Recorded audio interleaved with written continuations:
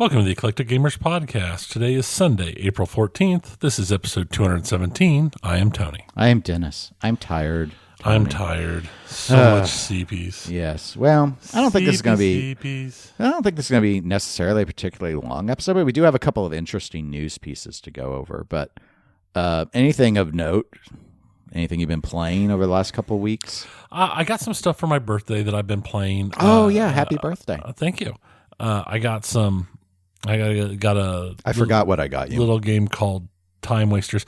You got me. I did not pitcher. get you. I got you a pitcher. A pitcher, like a water pitcher, like a water pitcher. Okay, it was on my wish list. That was nice of me. He was very nice. Okay, I use it every day. Yay! I make tea in it or juice or other stuff. It's very nice. So Time Splitters and Deep Rock Galactic Survival are both auto shooters that I got, and I've been playing a lot of those. They're just kind of fun little games I can play while I'm doing other stuff as well. But most of this week has been I've been reading a lot, like I've been doing for years. You've always been a prolific reader. But yeah. And then Humble Bundle last summer put out a special Humble Bundle special that was I said special multiple times. Allow yourself to introduce yourself. Yes. Their Humble Bundle, they had a BattleTech Humble Bundle that was the original, the first 60 of the original BattleTech novels.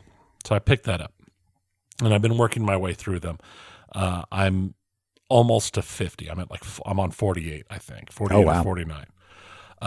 But just earlier this week, like Thursday this week, they released a new 70 book set that are the 70 follow-on novels from the original 60. There's a couple other things mixed in. There's some magazines and some short story collections mixed into it. But of the stuff that took place later, like the original 60 were the ones that I grew up with and read. I think they finished in like the very early 2000s. And all of these other ones are the ones that came out later. So they've got the 70. And then they also have a 71 item bundle that's considerably more expensive than the 70 item bundle, because the one is the 60 items from the from the bundle that I bought last year. So I'm not going to get that one, but I'm going to follow up just so I have all of the printed BattleTech fiction in ebook format now, which means I have a lot of reading to go. I am actively, here's how crazy it gets. I'm currently listening to, on audiobook, a new go through of the Aubrey Martin series. Which is Victorian or like Age of Sail. Is that like Master and Commander? Yes. Master and Commander, the movie, was based off the Aubrey Martin books. Based off a few of his books, if I recall. Yeah, like 3 of them or 4 of them were pulled from to make that one. Okay. To make that movie. I've not read the books, but I knew the name. Yeah. So I've been listening to that on audiobook. On my Kindle, I've been reading all the BattleTech novels. And then on my phone, I've been reading yet another set of novels, so that I'm always have something with me no matter where I'm at I can read. So I've been kind of going through, but I've hit the point coming up on 50 BattleTech novels read that I've just had to take a break from BattleTech. It's like, okay, I'm going to start reading something else for right now, because I've been reading another series that I picked up a number of years ago and haven't read. I only read like the first 3 books of that series. I haven't picked up any more of them, but I started rereading those books, and they've captured all my attention. So I've been reading them pretty consistently. And then I'm going to segue back into stuff. But yeah, no, I between audiobooks, Kindles, and my phone, I'm currently going through 3 totally different series of like early 1800s, Age of Sail, Victorian, feudal space stompy robots, and then a very, very space opera, man of action space opera type series is what I've been reading in 3 separate things so far. So yeah, it's been fun. Okay. Well, I'm not really reading anything at this particular moment. And I've been playing a lot of games. It's because, as you know, it was over the last week in particular, Watches and Wonders 2024, which my other hobby being wristwatches. For those that don't know, just the easiest way to describe it is Watches and Wonders is E3 for watches, but like they actually do it. Like they avoid all the leaks and stuff. And most of the Swatch Group is probably the biggest luxury conglomerate that does not participate in Watches and Wonders, but all the other big ones are there. Rolex is there, Patek Philippe is there, A. Lange & Söhne is there, even Grand Seiko is out there. It's not all Swiss and German manufacturers. So I actually took stock yesterday, and since Tuesday, which is when it started, I have put out 8 YouTube videos about watches that have been coming out. And then I do a Saturday live stream, which was about Watches and Wonders. And then Friday, you participated with me and 3 other people on a panel, which I'll have a link in the show notes to that. If people, since it's got both of us on there, I'll go ahead and throw in the link about us talking about just thoughts on particular releases that people just felt like wanting to spend some time on. We took 90 minutes. The way it was flowing, there was so much discussion and debate, especially about some of Rolex's decisions, that I actually didn't pick any of the watches. I was just like, I'm going to stop. I'm not going to pick any myself so that I can just cycle through you other 4, because there's so much content and discussion. I'm like, let's just let you guys who aren't usually on go. And so that's why Saturday I just started pulling up stuff I wanted to talk about instead. I had like 3 more watches picked out to talk about that we never got to. But I was like, I had people that were like,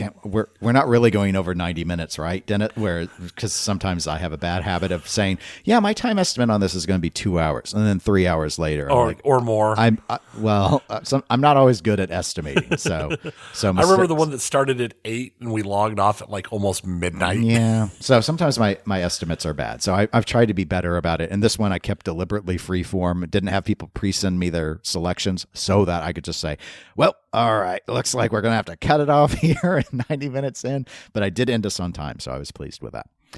Speaking of being pleased, I think the listeners, as much as they enjoy hearing about nautical Victorian era ships and what weird, poor decisions Tudor made this year in the watch realm, I think they want to hear about pinball and video games. And as usual, we're going to start with pinball.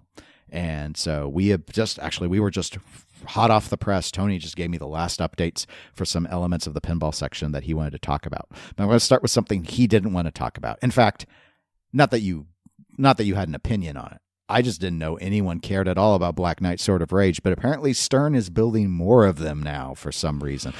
They must have some orders have come in, enough that they want to put together a small stock to have set to the side. It's probably, did they announce that it was their final Sword of Rage run? Not that I was aware of. I would assume it's their final Sword of Rage run. But I think I shouldn't be, I'm not surprised in and of itself. They did, not all that long ago, end up building a run of toppers for it, and it does have like one of the coolest toppers to ever be created. Valid. So I could see where that perhaps spurred enough interest to go ahead and want to. Honestly, I just figured there were enough unwanted ones floating around used that if you bought a new topper, you'd just buy a used one. But I guess there was enough demand, so I was just a little surprised by it. What I wasn't surprised about is something we talked about last episode, Tony. And that was the rumored, now confirmed, Pinball Brothers release of ABBA Pinball. You know ABBA. It'll do well in Europe. That's what we were thinking, is it may do well. So I do have a link in the show notes to Pinball News. They have a detailed article about this game release. But in terms of some quick summary information, this game was designed by, and I'm going to apologize preemptively for mispronouncing names because I'm not familiar with most of these individuals. Game was designed by Alexander Spohr. Sound was done by, well, obviously it's got ABBA's music, but the sound design was done by Olaf Gustafsson. Video animation work was done by Kelly Mazurowski. And art was done by Andreas Benwick. There are 2 versions of the game. One is the Arrival limited edition. That's capped at a maximum of 500 units and is $10,000. And the other is the Voyage Collector Edition, which is capped at 300 units and is $11,000. So not a big price spread between the 2 models.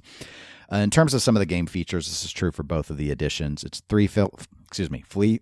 Oh, I will get this right. It is a Flea flipper. Love two. We will talk about that one in a little while. 3 flipper game. It has a couple spinners. It's got the super spinner. It's got a disco spinner. It's got a couple controlled gates on it. It's got a 180 VUC, vertical up kicker. It's got a couple of 3 drop target banks. It's got another, I believe it's a separate VUC for the helicopter, and the helicopter blade is motorized, so it goes. VUC, yeah, it is. I don't have to edit that because you were very careful, so good job. And so I've thrown in for our internal notes a picture of the layout so you can kind of see what it looks like. And then, of course, the Arrival edition is the one with the band in white outfits doing, I don't know, they're standing there. I don't. It's ABBA thing. I don't like it. I'm just going to be really blunt. Like, I don't like that art package. The more limited version, the Voyage one, is a lot cooler with the heads looking like they were. You remember that Star Trek where God? What does God need with a starship? Yeah. That's what they look like. What does God need with a starship? That's what it's looking like. So this is the Star Trek. What is that, 5? This is the Star Trek was 5. This is the Star Trek 5 backglass. So, all right. We talked a little bit about the theme last time on our last episode. What do you think about like what you've seen here? You mentioned again that you think it'll do well in Europe. I mean, I think it'll do all right. It'll be fine. They're making a grand total of what, 800? Yeah, they will probably sell most of them. Yeah, pricing doesn't seem necessary for what you get. Doesn't seem necessarily ridiculous in today's market. The game, like, I like the playfield art just fine. Yeah. The toys and stuff look okay. The layout looks fairly accommodating in terms of, I think it's familiar enough that people won't. You remember playing Queen, and it didn't, like, half of it kind of felt fun and half of it was kind of meh. I think this is probably a little better overall, judging from the images. Yeah, we'll just have to see. Maybe I'm just getting jaded. A lot of these music pens anymore feel like they're not going like super insane fun. I can't think of the last time I found or played a music pen that really grabbed me as much as like Metallica or AC/DC. It's not just you. I don't feel an urge to play this. Right. And I like ABBA. Yeah, I do too. I look at it and I'm just like, if we see it at a show, we'll play it out of obligation. Yeah. But looking at it, nothing about it makes me want to play it. I see the disco ball and go, I have that in my Deadpool. I see the helicopter and I go, hey, I've played Raven before it had a helicopter. I see the symbol and I'm like, oh, that's something that Guns N' Roses did. It just feels like, it's like a magpie, the bird. They've gone and just like grabbed all these little bits of glitter from other successful pinball machines and dropped it into a very popular band. So I think, because I'm going to lean towards what you've said, Tony, and say, given the European, just sheer popularity in the European market of ABBA, that they do go ahead and get over halfway on their unit count, the 800 unit count. Yeah. But I don't think they sell out of either edition, and hopefully it's enough of a success for them that they feel okay with it. But I don't, having not watched gameplay of this, I don't feel like saying anything further about it. Right. I don't know. Because we just don't know. Yeah. I don't feel anything when I look at it. But other than it was nice to remember Star Trek V, perhaps the worst Star Trek movie of the original cast. Would you you know what? Oh, this is a more interesting topic. And those that can't see, and you can't because you're not here, Tony's got the face. He's really putting in the thought. Am I saying this? Is it really the worst one? I'll say yes. I think as a movie it is. It's not the most boring. Star Trek the motion picture is the most boring because nothing happens when they try and deal with Voyager. But as a movie, you're right. But the Star Trek V with the Spock and the half brother and the whole the scene I like about it is the mountain climbing scene at the start. That's like the one thing I like about that movie. I like because I like the boots, the flying boots. I like when Scotty goes, I know this ship like the back of my hand, and turns around and walks into a stanchion and knocks himself unconscious. It made me sad. Scotty's supposed to be brilliant. He's not the Gimli of Star Trek. No, he's not. He's also the one who's still alive somehow in the next generation. Mm-hmm. Well, I mean, it was covered in episode how, but yes, very much so. Okay, that was a fun digression. The next thing, Multimorphic. We already talked about WoW. So Princess Bride. It was fun. We played it at TPF. So Multimorphic has indicated they are actually planning to begin producing the Princess Bride module over this summer. Okay. So it, again, kind of like Final Resistance, it wasn't ready for shipping to the public as of the Texas show. It makes sense to get it at the Texas show. It's still faster turnaround than Pulp Fiction or Cactus Canyon Revisited. Absolutely. We could go on and on about Chicago gaming and their inability. Does it ever feel to you, Tony, like Chicago gaming's kind of like, I'll feel like building today. Yeah. I'll build when I want. I just build when I want. You'll wait. You know my quality. People still buy. I mean, they do. That's the thing. It's pinball. Pinball people will still buy. They are.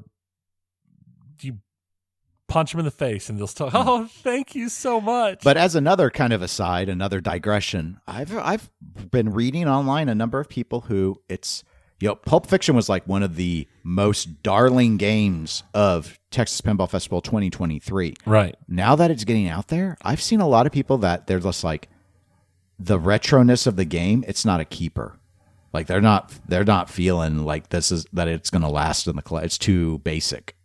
You get the nostalgia hit from the initial play, and then it's like, meh. Yeah.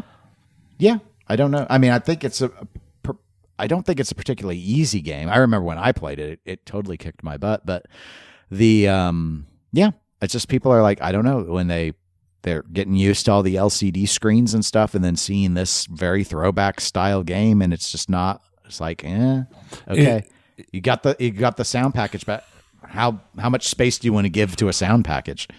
I think we're starting to get into the point where the nostalgia for things is powerful, but the reality is not. It's just like the continuous clamor for, we need original themes. You don't have to have movies and stuff. You don't have to have licensed themes. Original themes don't sell. Nobody cares. It's been proven time and time again. They can kick out an amazing original theme and it won't sell half as much as a mediocre licensed theme. And it's the same thing with this nostalgia throw. Oh, all this stuff is all the fancy and the LCDs, and I just want an old school game that kind of, you know what? Then buy an old game. Because more likely than not, what you get when you get a brand new game kicked out in the old style, this is where it's going to end up. It's going to end up with people going, well, that was interesting, and now I'm done with it. Unless you hit that magic point where it's one of those very rare games that just absolutely blows everybody's socks off. Well, I think you have some good points, but let me spin it a little bit for you because I have a question on this. So obviously we understand the idea of the nostalgia with the theme of the license, that because it's built up this, people love the show, people love the movie, people love the band and all of that. What about, though, applying that to concepts that people claim to have liked for pinball that never actually became commercially available pinball machines? And that's where DPX comes in, Tony. This is my last pinball topic for us. So we talked about DPX, which is the new sister company of Dutch Pinball, and how they're going to be doing these like smaller run Cayenne collector style games, or that's the general vibe. Well, information has come out. There's already been a rumor going around that they have the rights to do J-Pop's Alice in Wonderland, the third planned game of the Zidware empire that never got much past sketches and foam core, but I believe did have a few payments come in. But separate from that, confirmation that I believe trademark filings have happened by DPX for them to do Magic Girl and Retro Atomic Zombie Adventureland, aka RAZA, which we will call it RAZA from here on out because I can't say that mouthful continuously. I will need more drinks. Tony, the nostalgia for the J-Pop's promises that were not kept. For those that don't know, as a brief recap, I already told you about Alice in Wonderland, but Magic Girl was a game. That was the first game that was supposed to be built. He never built it as Zidware. And then the people who originally bought it, he was able to get American Pinball to bring him on to build a version of Houdini. Basically, he was given a bunch of parts to go ahead and make the Magic Girls. He did. It was a game that was essentially unplayable. My understanding is collectors and members of the community have gotten it to a quote-unquote playable state, but that it is in no way fun. And then RAZA, as a concept, moved on to being over at Deeproot. They were going to do RAZA, and I believe that was part of Robert Mueller's plan to make people whole by giving them RAZA games.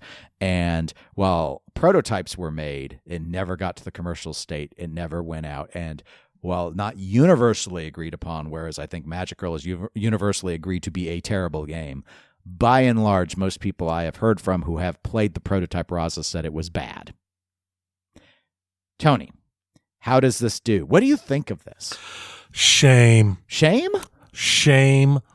There are certain things that should just die. And these fall within that realm. These are games that have time and time again screwed the pinball public. People have put money into them. People have put hopes and dreams and thoughts, and they just keep getting hurt. I mean, this is one of those things that I feel like will never leave pinball. It's a bad penny that keeps turning up. It's a terrible thing that has... I do not understand how there is any draw for these games with their history.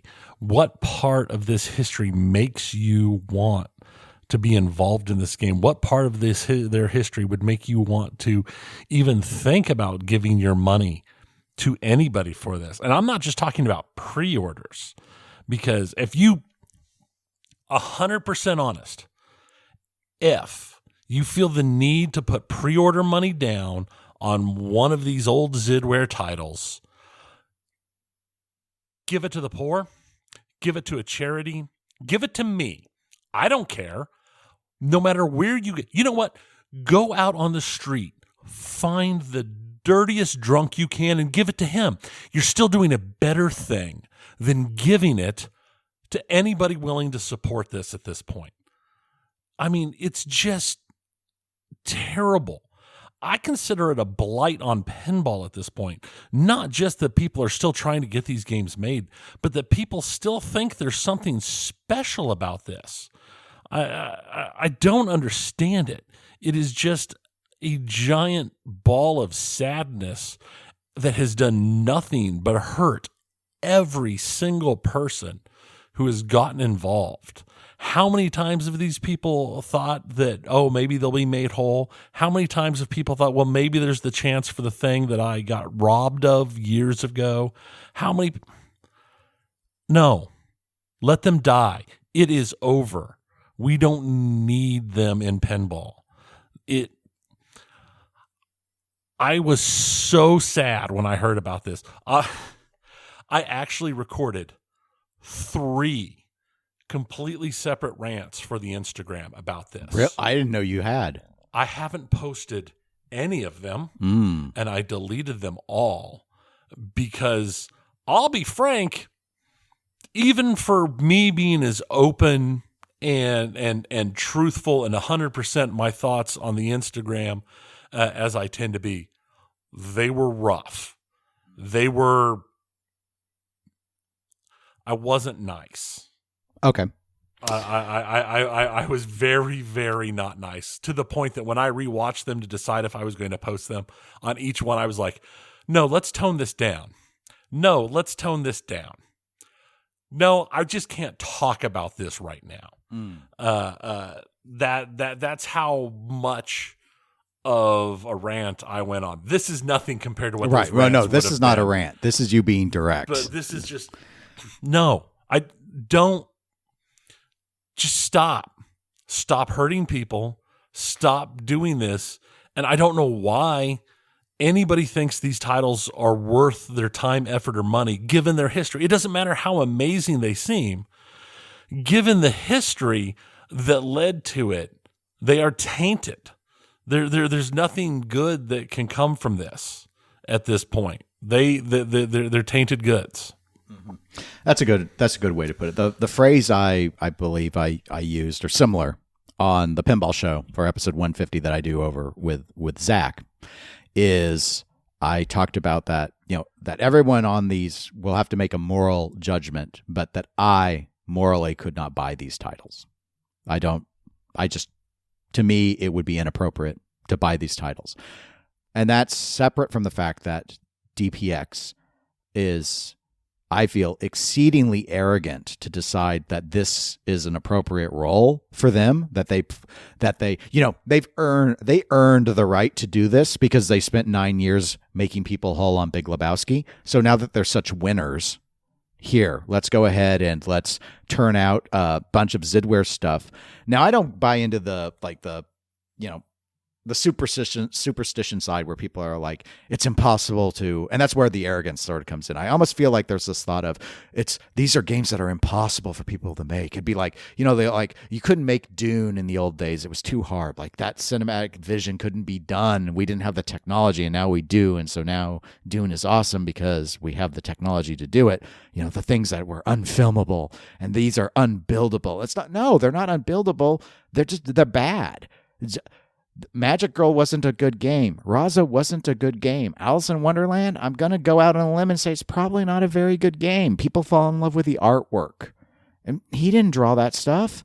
Zombie Yeti did most of the artwork people love. And as I recall, Jeremy Packer, a.k.a. Zombie Yeti, doesn't want these projects to exist. He's like, that part of his life is over, and people still occasionally... And I don't like this. I understand why people do it, but I don't like it when people give J-pop credit for discovering Zombie Yeti. He was already an established artist. It's not like he found him out in the street begging for coffee and was like, let me turn you into a star.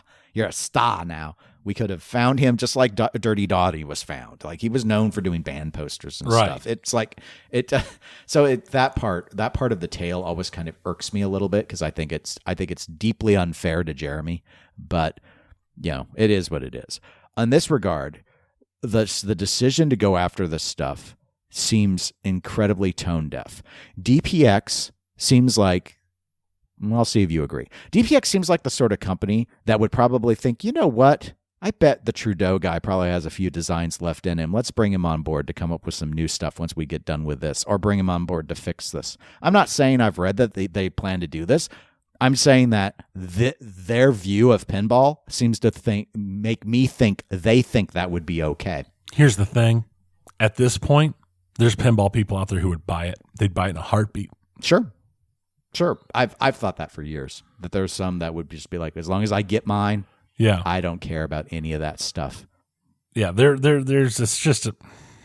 They show it all the time when they say things like, "Oh, well, I like this because it's entertaining to me, even though it's toxic and destructive to the rest of the hobby." And they use that to justify their support, and that slope slides all the way down. It does. It is just,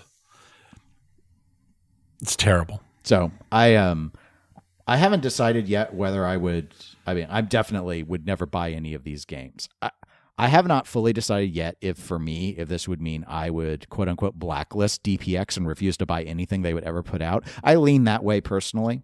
I've made that rule for myself about companies for arguably less than this. So anyway, I think it's tacky, tasteless, and I guess we'll see what ends up happening. But because a lot of it's going to come down on pricing and supply, because I understand the business angle. At least I think I do. And that is hey, there's money to be made. You really emphasized this, I think, on the last episode. There's money to be made at this top tier of people who want to just have the exclusivity. So if they're going to just turn out a few of these things, that's what Zidware tried to do. Yeah. Let's have these overpriced games, and you're going to pay overpriced, not because they're fun, but because they're limited. And we see that all the time. I mean, I see it in wristwatches. There are plenty of companies that use that as a strategy. Yeah, we're going to turn out 100 of this thing, and they're going to be $1 million a pop. It's like, it looks almost like the same thing as the regular base price, but you doubled the cost and you took an unlimited thing and said it's 100. Yeah. Yeah. And we see it. And you know the quality is just the same. So all it is you're paying for the exclusivity. Yep. That's what this is. But anyway, that's all I had for pinball, Tony. What do you got over in video games? You got cheery stuff for us? I have a mixture of entertaining and just terrible stuff. Okay. I don't okay. even. I don't this have. This is a little bit of a downer episode. I think I'm going to name episode 217 Downer. Yeah, it's been kind of a downer couple weeks. So I don't even have a whole lot in video games. But I thought I'd open with something I thought was just humorous. The former Blizzard president, Mike Ybarra,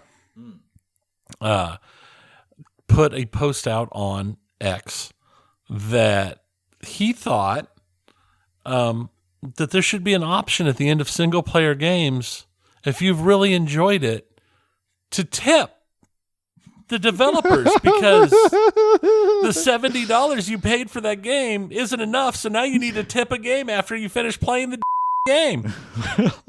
Well, I'll tell you what. I'll tell you what. As long as you use the self-checkout things, you can ask for that tip as much as you want. So just add that little thing where I have to fill out the little self-checkout thing at the end of the game, and then you can ask me, how much would you like to tip? 20%, 30%, 40%, or custom? I don't want to go on a rant about those things, but I'm getting really. I'm like every other American out there. I am so sick and tired of seeing that. Oh man! And if you've not done the math behind what their auto things are, you might want to do the math sometime. I saw one that popped up the other day where it's like, do you want to tip 15%? And when I did the math, it was 23% because I was like, that doesn't look like 15%. It was 23%. Wow, disgusting. Also, Mike. I'm not going to pay tips on the taxes. Just letting you know, I don't factor the taxes into my tip. No, I don't either. They pay income taxes on it. It's not a saleable item. So why would you charge that? Anyway. Okay. So Mike, you're being silly, Mike. Come on. Don't be silly. So he's got to do something. He said he's been playing a lot of single player games, since he's retired from Blizzard and just like enjoying retirement, I guess. Okay. I'm going to flip these around a little bit to also go with the interesting. We talked last year a couple of times about Sonic co-creator Yuji Naka. Oh, his insider trading. And his insider scandal. trading. Yeah. He has returned to social media with his very first social media post since he got arrested originally. And of course, it's fun. Does it say gotta go fast? It doesn't say gotta go fast. Does it say chili dogs? It's in reference to the Dragon Quest series producer, Yumiaki, is no longer the producer for Dragon Quest. He has been moved to head the entire mobile division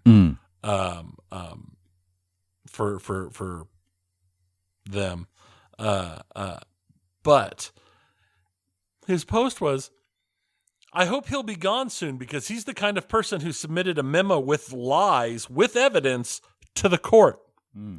So his first social media post was accusing somebody of lying to the court. Ooh, perjury. To get him in trouble. Oh, it was all to get Yuji in trouble? Well, I mean, that's the assumption. He's putting evidence into court. False evidence. False evidence. Deceit. Trixies. We swears it. But he pled guilty to insider trading. Because he tricks us. It freezes us. It's like, yes, I did do the insider trading, but it wasn't necessarily as bad as you memo think said, it was. The liar memo. Okay, well, Yuji Naka. I think Yuji Naka is going to be a source for lots of material for us moving forward. We'll see. He's out. I think he's finally. I mean, apparently he's out of jail now. Because he wasn't supposed to be in jail for 2.5 years, but he was only in jail for a year. That, or you get social media access in jail. Maybe I was just a good behavior. I've got a little secret: when you're in jail, it's usually pretty easy to not insider trade, except cigarettes. Another interesting thing that popped up that I'm on the fence about this one is Ubisoft has shut down the servers for the open world racing game The Crew. Okay, I've heard of the Crew. I've not played it, though. Yeah, it's an open world racer, but even its single player option, because it's an always online game, has to be online. So when they shut the servers down, people were kind of hoping that somebody would, create a workaround to have pirate servers and stuff, so they could still play, or so that they could play single player. And Ubisoft instead decided what they were going to do was, when they shut the servers down, they also rejected and invalidated everybody's license. Oh, all the players' licenses? All the players' licenses. Okay. So the people who already owned the game, like if you owned the game on Steam and you had it installed and you tried to boot it up to play it, it would pop up and tell you that you needed to put in your code to like the game key. You had to put in your game key. Okay, because your key had been revoked. Huh. Or if you installed it in other locations, or if you had it installed on another system that I don't remember off the top of my head, when you booted it up, it would boot you to the demo, but it would then say the game is unavailable. So when they shut it down, they shut it down hard. Yeah, I don't know. I this is tough. Right. See, this is where I was on this one. That's why originally I wasn't going to talk about this, but the more I thought about it, the more I'm thinking it's like, if it requires the servers, even for the single player, and you take the servers offline, then what is the point of letting people still have access to anything? And then there isn't. This just doesn't seem like the right way to do it. Like it feels like this makes it, and I'm wondering if I'm being too sensitive on it. Like to me, it's making it feel like you took away their buy, like you don't own the game anymore. Yeah, and that's exactly what it is. How it ends up feeling, which isn't true. But that being said, you can't play it anymore, and you don't want people to get confused and think that they're trying to, like, they're getting in and it's not. I mean, I guess my solution would be, could they not have a thing where if it tried to, I don't know, even if they shut the server down, can they not leave a server up that like just sends a message saying the game is now shut down or something? Right. It gives that, like, they put out a patch and it lets people because apparently it's too hard or not worth their time to patch it so that it just won't check the servers anymore or change it so that the single player would work. That's probably a lot of work is why. So just something that would instead, like in game, it would say the game server has been closed. The single player experience cannot be played without the servers. Thank you for your past support. Yeah, and something like that would, but not like you need to input the game key. And then all this stuff's like saying you need the game key, and it's like, but I have the game. I'm just wondering if it's like confuse people after a couple of years who try and reconnect or something. Right. And not know this happened, and it very well could. I don't know. I think the big thing here was, I think what they really were going for was they knew there were people who were looking to make like mods, especially for like Steam and the like, on the background that would let them generate private servers. Right. And they didn't want to allow that. And this 100% makes that a non-allowable thing. True. Okay. Yeah, I don't know how I feel about it. Yeah, it's odd. So, and the last thing, because like I said, I have very little this week. The last thing is Embracer Group has finished the restructuring. Yeah. They announced that as of March 31st, they were done restructuring. They're not selling anything else. So Gearsoft was the last sale, or Gearbox was the last sale. They're not selling anything else. During a talk with investors, they did say that they are not looking to begin mergers and acquisitions again at this point.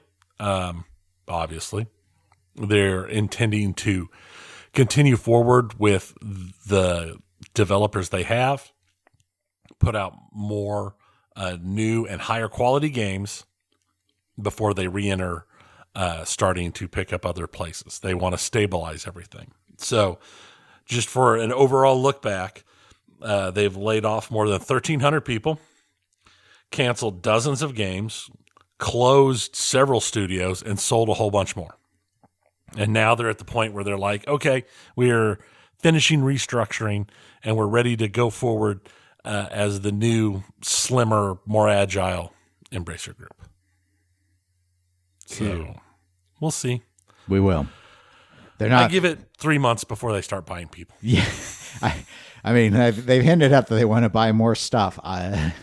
So I think them and Yuji Naka are going to be our two big things this year. Yeah. For fun stuff to talk about in video games. Yeah, this is we're finally done with talking about the Blizzard Microsoft merger. Yes. We're done with all that other stuff. I think this is going to be the new reoccurring thing that has stuff that keeps coming up. Mm-hmm. So, but this is a short episode. It is.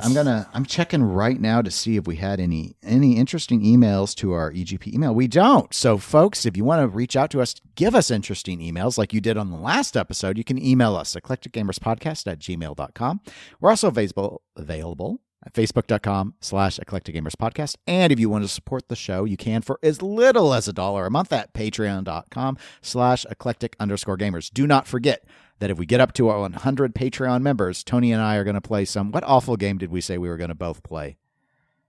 I'd have to go back and listen. We will play some awful game. We will both play it. We'll play an awful game. Yes. I don't remember what it was. It was one where I wasn't sure we could actually play it co-op, but I figured we could just play it and record. It was something you brought up, but it was bad. Whatever it was bad. Yeah. But just remember, the Patreon is a much better use of your money than Magic Girl. That's true. Don't give RAZA. DPX your money. Give us your money instead. You know why? Because we aren't making promises about evil. We're not taking broken-hearted people and exploiting them for money. We do things like, here's a video about Dennis suffering through Golem. Right. See, we are the ones who suffer, not you. That's the secret. Good point, Tony. We're the ones that suffer. We're also available on Instagram as eclectic_gamers. There might be a rant there. There might not. Tony uses his judgment to decide if it's too harsh. That one was too harsh. I could not bring myself to post that one. Let's put it this way: if you're on our Discord, there is a moment, the spot on the Discord where that topic came up, and I referred to them as a specific STD of pinball. That is much nicer than what my rants were. So, and the link to the Discord is in the show notes, so you can click and join through that. But until 2 weeks from now, my name is Dennis. I'm Tony. Goodbye, everybody. See ya.